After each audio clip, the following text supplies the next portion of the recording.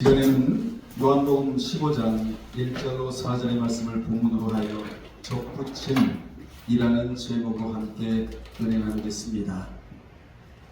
본문은 주님이 접붙임의 원리로 살아야 열매를 맺을 수 있다고 설명하신 내용입니다.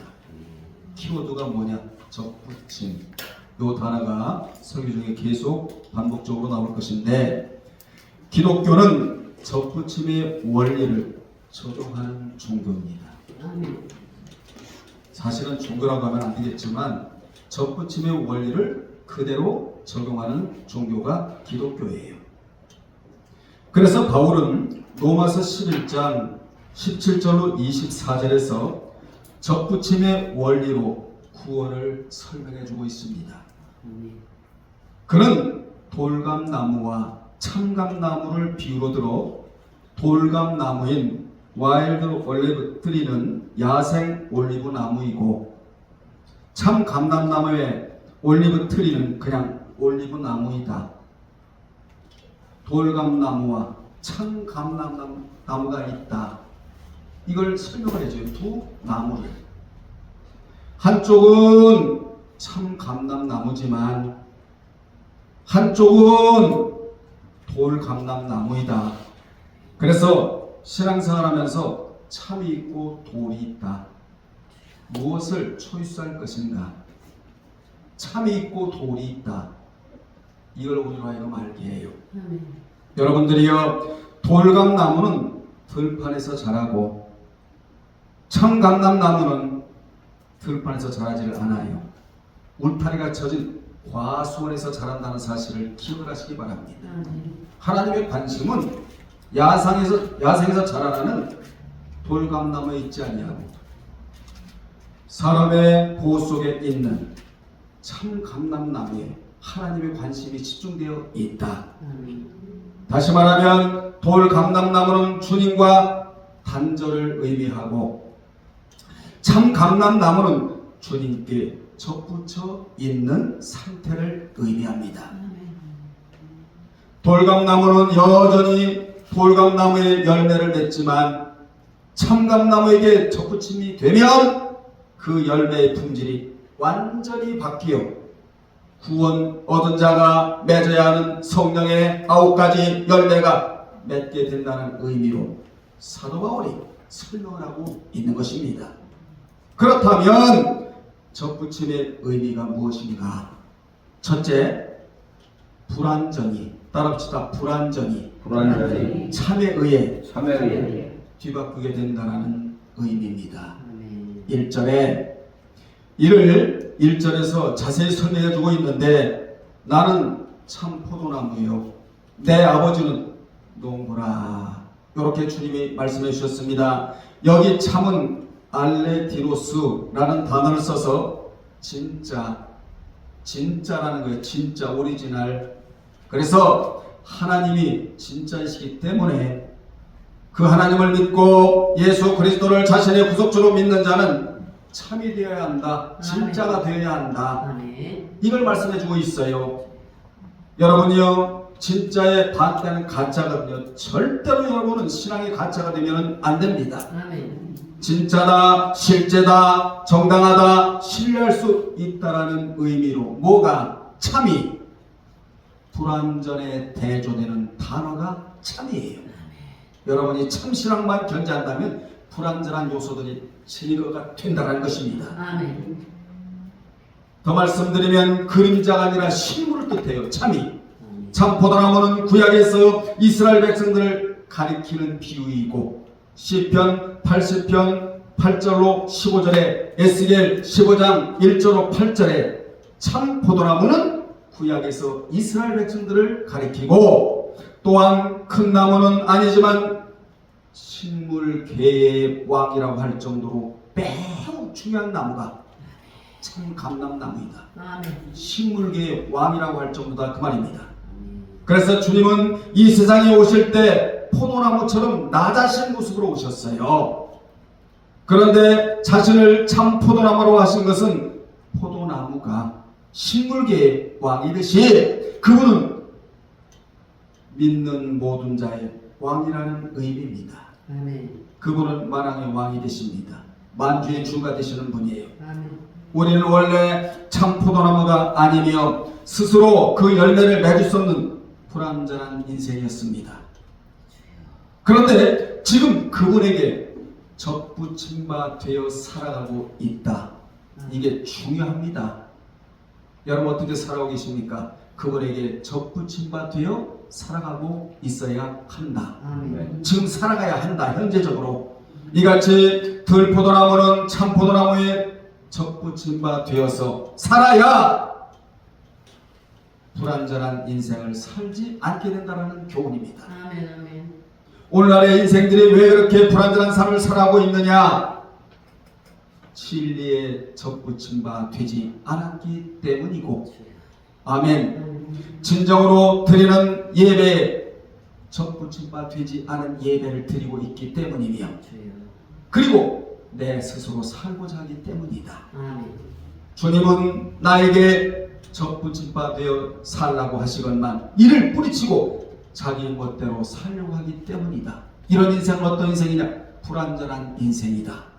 접붙임 바 되면 완전한 인생을 살아갈 수가 있다. 아멘. 그래서 인생은 참신의 도심이 없이는 살아갈 수가 없습니다.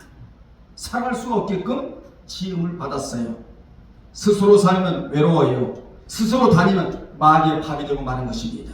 주님과 함께 동행하십시오. 아멘. 그분과 함께 살아야 만족하고 행복하고 기쁘고 즐겁고 보람되고 이렇게 살아갈 수가 있다는 것입니다. 아멘. 주님은 우리의 중보자가 되시며 축복의 열매가 되십니다. 아멘. 그러므로 그분에 대한 우리의 의뢰심은 그분과 일체될 정도까지 아주 깊어져야 한다.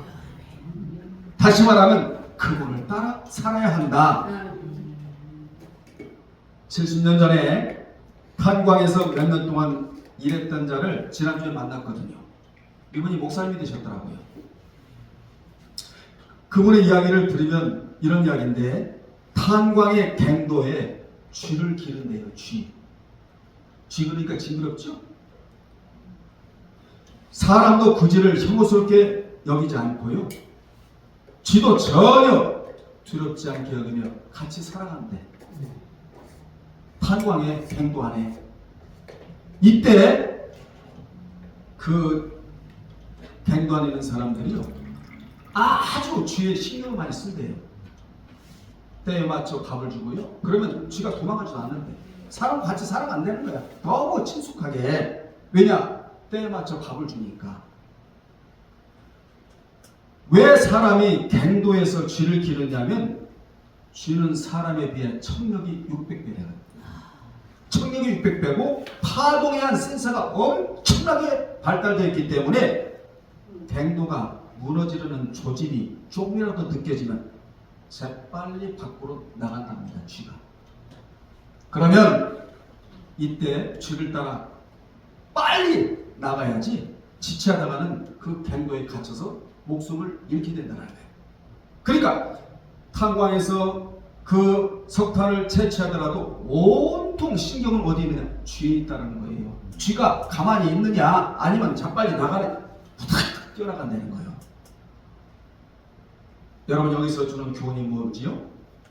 우리도 성령을 따르며 주님에게 어떻게 접붙임 바 된 상태에서 살게 된다면 영육의 건강을 유지할 수가 있다는 교훈을 우리에게 주고 있는 겁니다.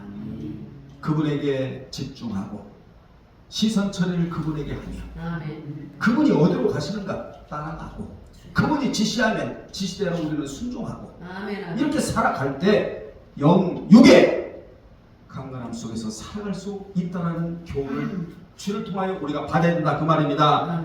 사실 오늘날의 모든 인생에게 크고 작은 문제가 있다 할지라도 그분에게 접붙임 바 되기만 한다면 그 인생은 걱정할 인생이 아니고 안심할 인생이다. 왜냐하면 오늘 본문대로 그분이 주시는 영적 자양분을 제공받기 때문이다. 아멘. 여러분이 영의 양식, 영의 양분을 믿음 쪽에 제공받아야 돼요.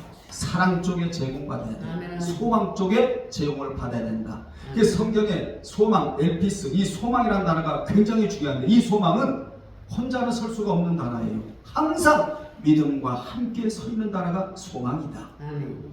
이 소망이 어디서 나오느냐? 주께로부터 영의 자양분을 제공받아야 한다는 것입니다. 아멘. 즉 진리를 제공받아야 한다. 오늘도 하나님은 하늘에서 지상에 있는 접붙임 받은 자에게 수많은 진리를 제공해 주십니다. 아멘. 우리는 이 진리를 끊임없이 제공받아야 뼈도 튼튼, 마음도 튼튼, 생각도 튼튼, 생활도 튼튼, 환경도 튼튼, 사업도 튼튼하다. 아멘. 아멘. 무엇을 공급받아야? 말씀. 진리를 끊임없이 공급받아야 영혼도 튼튼, 가정도 튼튼, 교회도 튼튼, 하고자 하는 모든 것 하나님이 다 튼튼하게 해주시겠다는 것이지요. 아멘. 2002년도에 제가 시화에서 목회할 때 새벽기도에 큰 교회 다니는 집사가 어떻게 나왔어요. 그런데 이 집사가 우울증이 너무 깊어 아침에 남편이 출근하는데도 밥이고 뭐 문 열고 나가지도 못하고 딸내미가 초등학교 6학년인데 등교하는데도 어찌할 수 없는 몸이 되어서 하루 종일 이불을 뒤집어 쓰고 그냥 빛을 안 보고 이불 속에 있는 게 하루 일과인데 어찌하다가요 새벽 기도는 안 봅니다.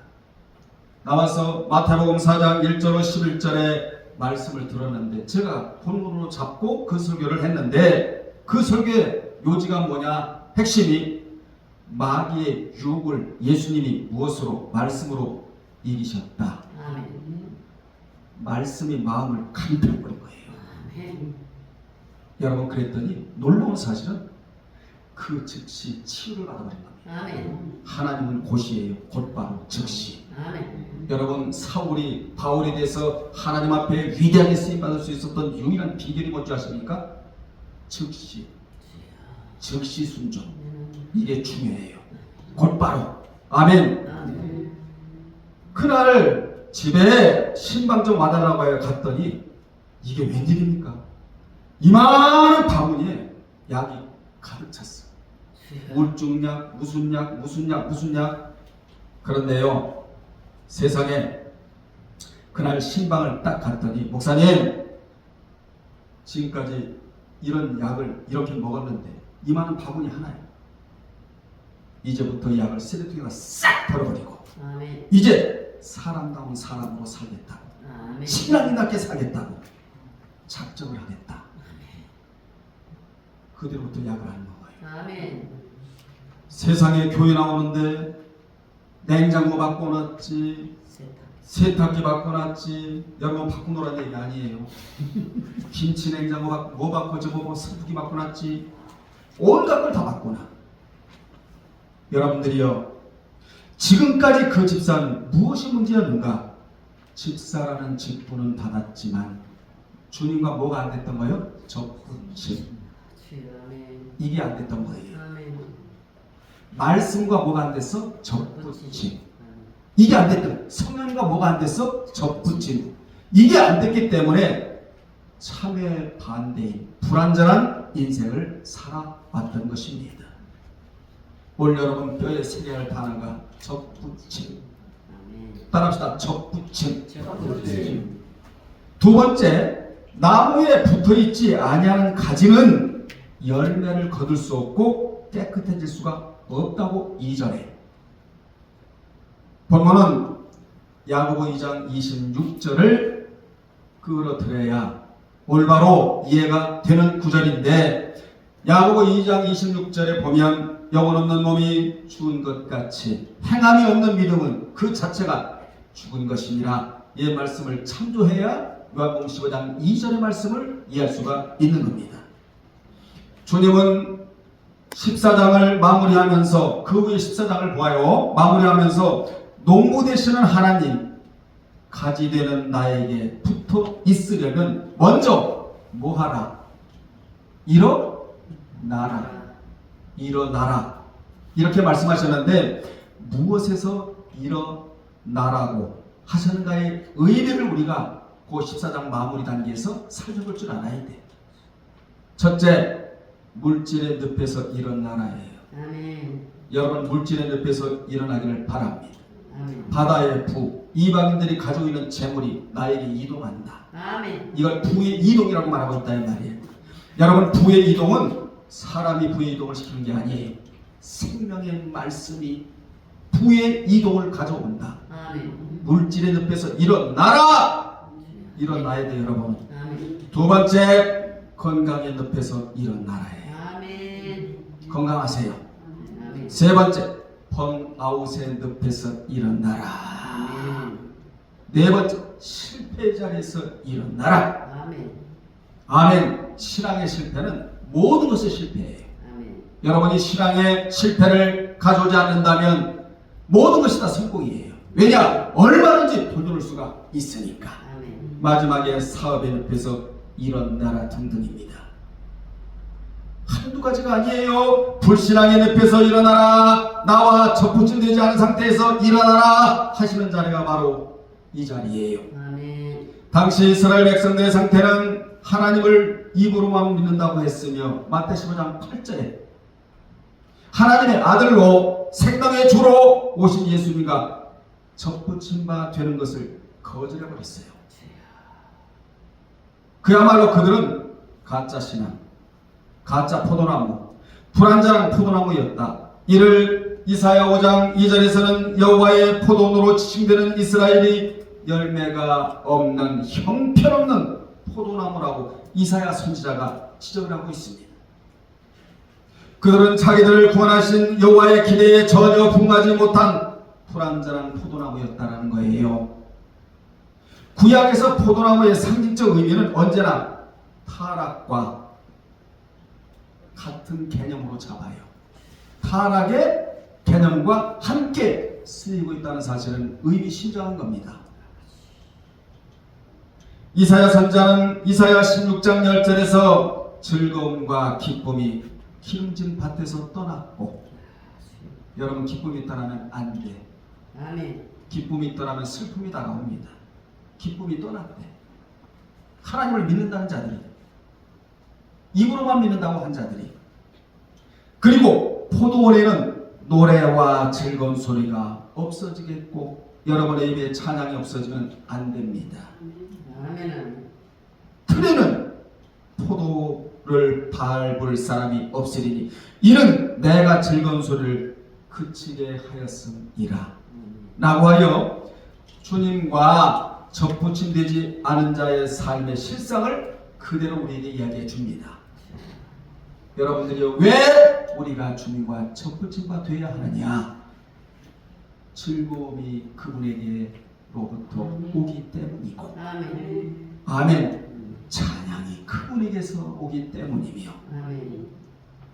늘 입술에 기도요, 찬양이요, 감사요, 나는 즐겁습니다, 행복합니다, 이 소리가 떠나지 않게 하기 위해서 그분에게 접붙임바 되어야 한다. 예레미야 2장 21절에도 예레미야는 내가 너를 순전한 참 종자 곧 귀한 포도나무로 심었거늘 내게 대하여 이방 포도나무에 악한 가지가 되면 어찌 되겠냐? 이렇게 하나님이 예레미야 선지자를 통하여 책망하셨습니다. 이스라엘이 왜 야생의 포도나무로 퇴화되었느냐고 탄식을 하심으로써 하나님이 이스라엘 민족은 하나님께서 기뻐하시는 열매를 낼 수 없는 포도나무였다라는 거예요. 내라고 심어주셨는데 전혀 낼 수가 없는 그런 포도나무였다. 그렇다면 여러분은 지금 주님께 접붙임의 상태에 있는가? 하나님이 여러분에게 질문하는 자리가 이 자리예요. 진리의 말씀에 접붙임 상태에 있는가? 아니면 단절되어 있는가? 이 두 가지 명제는 우리에게 너무나 중요하게 다가오는 것입니다. 어찌 보면 오늘날 사는 사람들을 보면 감정에 허기져 있고 진리에 허기져 있으며 좌절에 전이되어 있으며 생각이 주님에게 가 있지 않고 내 생각이 저만치 가 있는 그런 삶을 살아가는지도 몰라요. 주님은 여기 계신데 나는 저만치가 있고 주님의 생각은 여긴데 나는 저만치 가서 다른 생각을 하고 있고 이렇게 살아가는지도 모른다는 것입니다. 주변의 사람들에 의해 너무나 빨리 정보에 오염되고 있는 현실을 우리가 지금 경험하고 살아가고 있잖아요. 왜 그러느냐? 한마디로 말하면 주님에게 접붙임 바 되어 있지 않기 때문이다. 아멘. 주님은 세상 것을 좋아한다고 해서 만나주시지 않고 주님이 그러시잖아요. 너희가 세상을 사랑하지 아니하고 너희가 만약 세상을 사랑한다면 세상도 너희를 사랑할 것이지만 너희는 세상을 사랑하지 아니하고 나를 사랑함으로 세상이 너희를 미워할 것이다 이렇게 말씀하셨다고. 우리는 세상을 사랑해서는 안 돼요. 왜냐? 그런 자는 주님 만나시지 않으니까. 그리고 혈통적으로 아브라함의 자손이라고 해서 만나주지도 않습니다. 오직 참동부이신 하나님과 참 포도나무이신 예수님과 거기에 가지로 붙어있는 자를 개별적으로 만나주십니다. 하나님은 집단적으로 만나주시지 않아요. 개별적으로 만나주십니다. 여러분 주님을 만나서 그분에게로부터 위로받고 살아가면 얼마나 좋겠습니까? 주님 그러면 뭐냐 내가 여기 있다. 영적 연교가 되고 그분과 대화가 되고 그분이 주시는 것을 가지고 살아간다면 얼마나 우리가 행복하게 되겠냐 그 말입니다. 교회에 몇백 명, 몇천 명이 모인다고 해서 하나님이 다 만나주시질 않아요. 누구를 만나주시느냐? 주님에게 접붙이바 되어 있는 참 포도나무만 만나주신다. 오늘 본문이 그거 아니에요? 몇만 명 모이고 몇천만 모이고 몇백 모이고 다 만나주시질 않아. 그분에게 접붙이바 된 자들만 만나주시겠다. 하나님은 오늘날 가정마다 누구를 원하신 줄 아세요? 신앙의 호주를 원해. 다윗은 나는 내 가정에 신앙의 뭐다? 호주다. 그래서 아굴라가 남편이죠? 브리스길라가 그의 부인인데 브리스길라의 이름을 먼저 기록한 것은 남편보다 누가 부인이 더욱 믿음이 독실하여 신앙의 호주였기 때문이다. 여러분은 가정에 종교 개혁자가 되어야 돼요. 여러분은 가정의 신앙의 호주가 되어야 돼요. 이런 순서가 성경에 여러 군데 나오는데 여러분 아론이 형이죠? 모세는 그의 동생이죠? 근데 누가 먼저 나와 항상? 모세가 먼저 나오는 이유는 모세가 신앙의 호주였기 때문이다. 출애굽기 5장 1절이에요.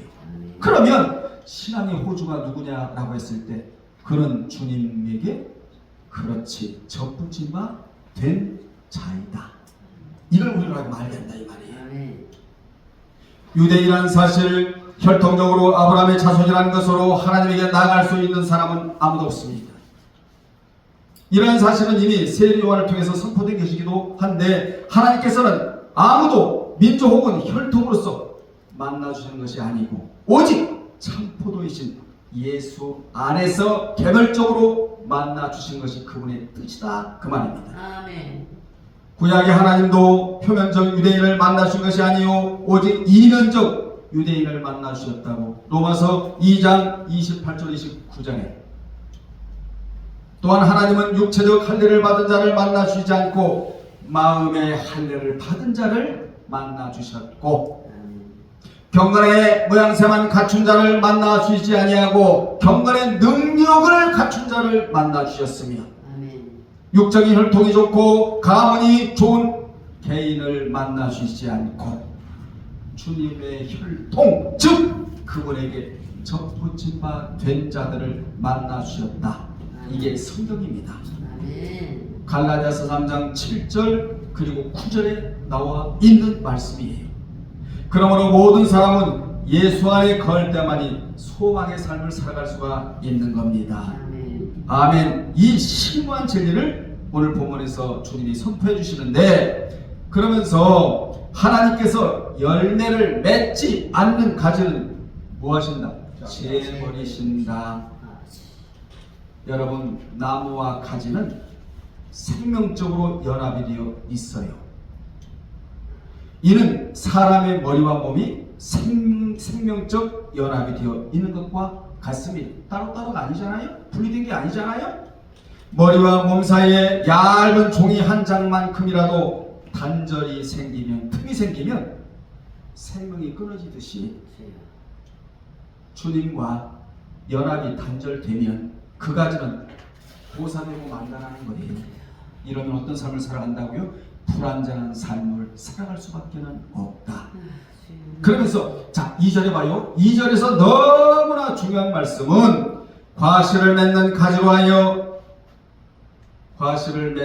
하여금 더 많은 과실을 맺게 하기 위하여 과실을 맺지 않는 가지를 잘라버리겠다는 말씀입니다.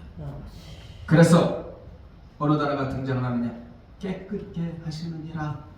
이 말씀은 참 가지로 하여금 더 많은 열매들을 맺게 하시려고 가짜 가지를 잘라버리겠다는 말씀이에요. 아멘. 이런 이 신앙생활이 얼마나 중요하다는 우리가 알게 하죠.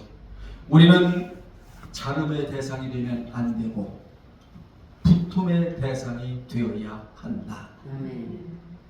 포도원지기가 실한 가지들을 잘 손질하여 주듯이 하나님께서도 열매를 내는 성도들에게 특별한 관심을 나타내 주시겠다. 더 열리게 더 플러스 요인을 작용시켜 주시겠다는 말씀입니다. 아멘. 이 복이 더한 복이다. 아멘. 아멘. 이 복이 여러분이 있기를 바랍니다. 우리는 더한 복을 받아야 돼. 아멘. 30배뿐만 아니라 더한 복 60배 아니에요? 60배의 더한 복은 100배잖아요. 아멘. 세 번째 4절입니다. 열매들을 낼 수 있는 유일한 방법은 주님 안에 거하는 것이다. 엔크리스토.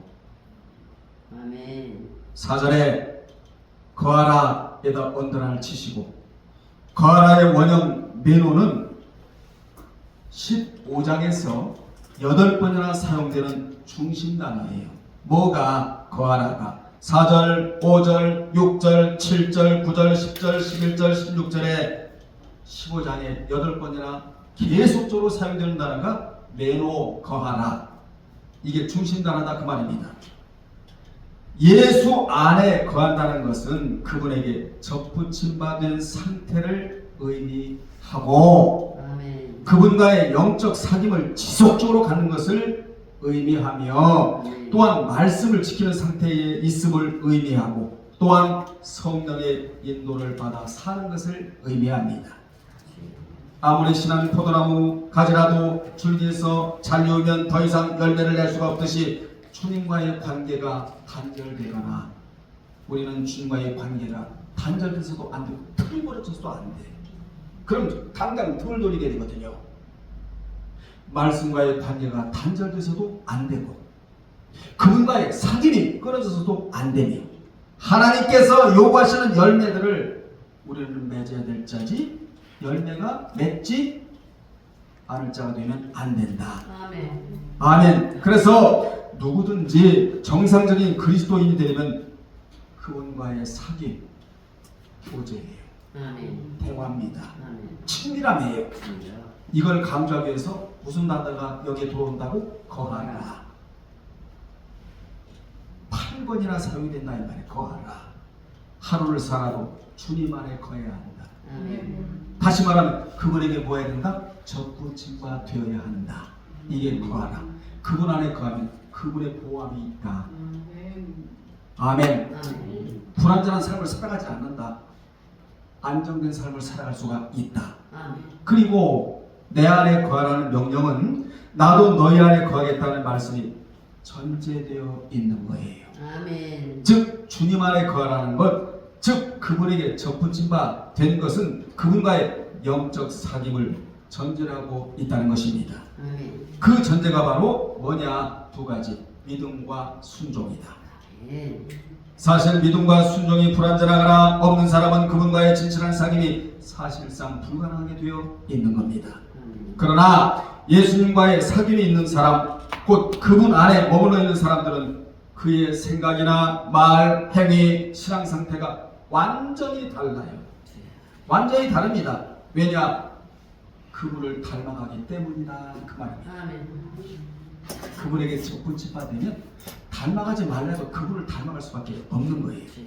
자, 우리는 그분을 흉내내서는 안 되고 아멘. 그분을 닮아가야 될 자들이다. 아멘. 신앙은 쇼가 아니에요. 신앙은 오래 믿은 것 따라 평가받는 거 아니에요. 얼마나 말씀으로 신앙이 뿌리를 내리고 있는가에 따라서 평가를 받아야 합니다. 아멘. 신앙은 깊이에 있다. 오래 믿은 거에 있지 않다라는 거예요. 그래서 또 강조합니다. 예수님을 흉내내는 자가 되면 안 됩니다. 주여 아멘. 아멘. 그분을 닮아가는 자가 되어야 한다.